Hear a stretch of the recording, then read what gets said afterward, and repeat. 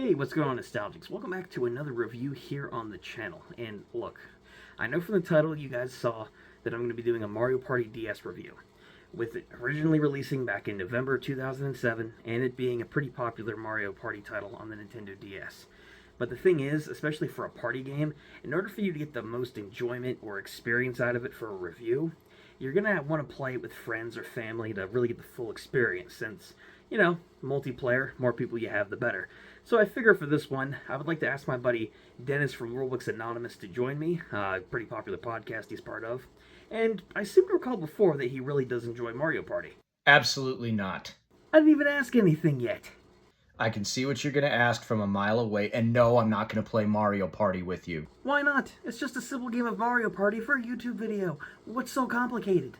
You know what you did. Dude, if it's about me burning your copy of Xenogears because you kept bragging about how you have this rare PS1 RPG that's worth hundreds of dollars and it's almost impossible for you to find without spending a lot more money, and it was a copy that you had when you were a kid and I ruined some cherished childhood memories, grow up, Dennis. The answer is still no. Well, you know what? Screw it. I don't need anybody else to play Mario Party with me in order to get the full experience on the DS.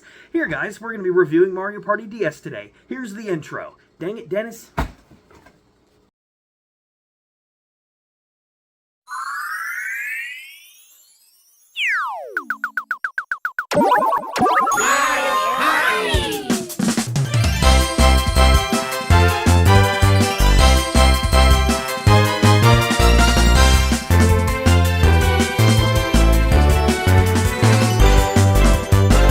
On the DS was an originally unique title when it came out, again back in November of 2007, for the sheer fact that Nintendo had been pumping out Mario Party games year after year without really a change in the formula. Sure, you had some unique entries here and there with some unique mini-games, some story premises and that kind of thing, as well as having a lot of fun in the process with family and friends, but Mario Party DS offered a lot more, not only for a portable Mario Party experience, but it also allowed you to have more unique mini-games because of the story premise. And there are a lot of things about Mario Party DS that I really do like and enjoy that makes it stand out from a lot of other party games that I would personally want to play with friends and family. For instance, no surprise here, Mario Party DS looks pretty good for a Nintendo DS title. Flashy colors, cool animation from the minigames, the cutscenes that play out for the story premise that we have here, and quite frankly, it looks good for a Nintendo DS title, which really shouldn't be as much of a shock.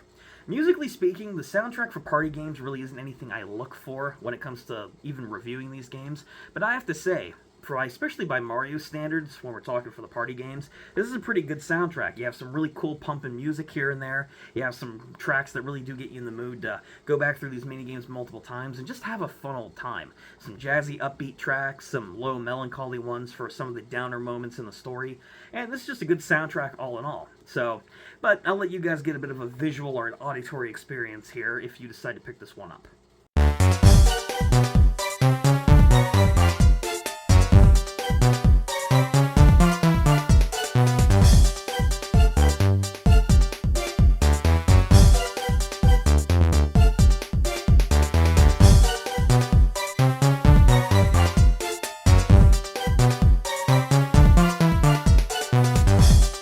The general plot that we have here is Mario and company being shrunk by Bowser and Bowser Jr. out of anger for them not being invited to game night with Mario and friends.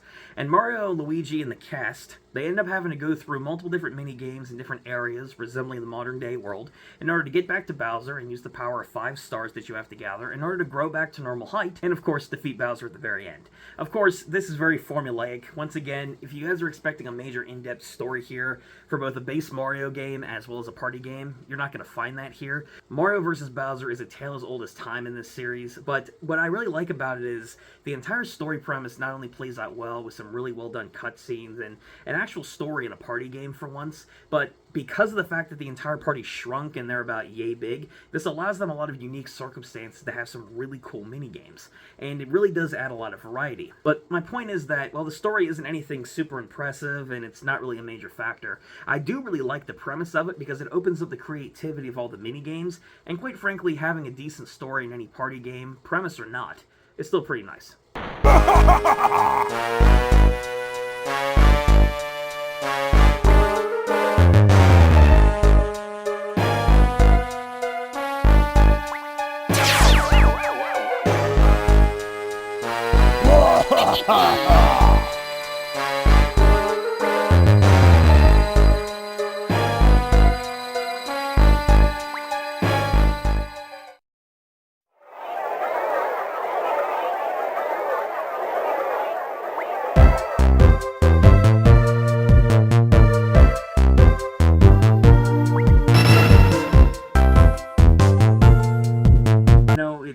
that we mentioned the story premise of Mario Party DS making people physically this high, because that's how Dennis made me feel earlier when he rejected my offer of wanting to collaborate on this video and playing Mario Party DS with me.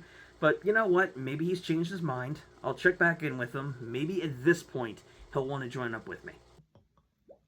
If you don't leave right now, I'm going to spoil the ending of Final Fantasy 16, and it's really good. You filthy piece of garbage. I'm not going to go super in-depth on the gameplay here, because if you played Mario Party before, or you're familiar with party games in general, then you already have an idea of the gameplay formula we're working with here. With a Mario Party game, between story mode or party mode, you have a wide variety of mini-games available to you that involve timing, whether you're pressing a button on the screen, blowing into the microphone, or various other actions in order to beat your opponents. You go on a game board, you can collect coins, stars, have a lot of power-ups to help you gain advantages, and just going through and racking up the most amount of points in order to win, beat your opponents. This game offers a lot of very unique mini-games, mainly surrounding the whole shrunken premise, whether or not they're like on a sidewalk, running through someone's lawn, maybe they're shrunken down, standing on top of some flowers, you know. Unique situations like that that take the typical Mario Party formula with the same types of mini-games and the same types of boards and puts them in some unique situations in the outdoor world. Picture the normal world that we live in, but if you were minuscule in size. That's what makes the gameplay here more unique. The core gameplay here for Mario Party standards is good. It's Mario Party at its core. Not really much I can really add. At the end of the day, guys, Mario Party DS is a good Mario Party title and a good Nintendo DS title. I really didn't have a ton of issues with this one, especially looking back on it and how much fun I had playing with my family members and just how unique of a party game it really is in the Mario Party series. The only real issue I can think of with this one is how repetitive it gets after a while, but that's really an issue for any party game. Whether or not you're doing it for the story mode or you're just doing it for the mini games, it is the same stuff at the end of the day. Once you experience it once and you go back through and repeat playthroughs, it's going to be the same stuff over and over again. But outside of any possible repetition, I really don't have a ton of issues with this one. I really love the story premise, the uniqueness of the minigames, the same typical Mario Party formula, with a cool coat of paint for some nice Nintendo DS visuals, and a solid soundtrack to boot as well. Mario Party DS offers a lot for an awesome Mario Party experience. It's not too crazy or anything like that, but it's not a bad game by any means. This is a good Mario Party game to pick up and try out for the first time, or occasionally dust off the shelf if you ever feel the urge for it. So, this one definitely gets a recommendation from me, and if you've never experienced it before, give it a shot. If you've never played Mario Party, this could be your gateway into the series. That's all for me. Thank you guys very much for checking out this review of Mario Party DS. This was a very cool and unique title to check out from the Mario Party series, especially since this title in that series is becoming more and more obscure, so that's the whole point of these reviews, bringing attention to the games that time has long forgotten about. But thank you guys for checking out once again. Big thank you to my buddy Dennis from Rulebooks Anonymous for joining in. Dennis has been a friend of mine for years in the content creation community, and he's just awesome to interact with every time. If you guys want to check out his Rulebooks Anonymous podcast and any of the projects he's working on, check out the link in the description down below. Give him a follow, subscribe, watch his content, or all of the above. Dennis is an awesome guy. He makes some amazing content. And thank you, Dennis, if you're watching this, for being in this video. I look forward to working with you in the future. And thank you once again for deciding to cameo. So, awesome to have you on as always.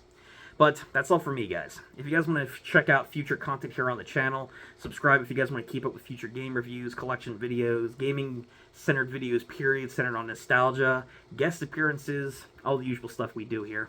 If you guys want to support the video, give it a like if you did genuinely enjoy it, and comment down below what you guys think about it. Did you guys enjoy Mario Party DS? Have any of you guys played it before? Have you not played it before? Do you have any fun, nostalgic memories of it? Because I know I grew up with this one. But let me know what your thoughts and feelings in the comment section down below on the video and the game. And thank you guys for checking this out, as always. And until next time, this has been Ryan from the Nostalgia Factor saying, keep on gaming.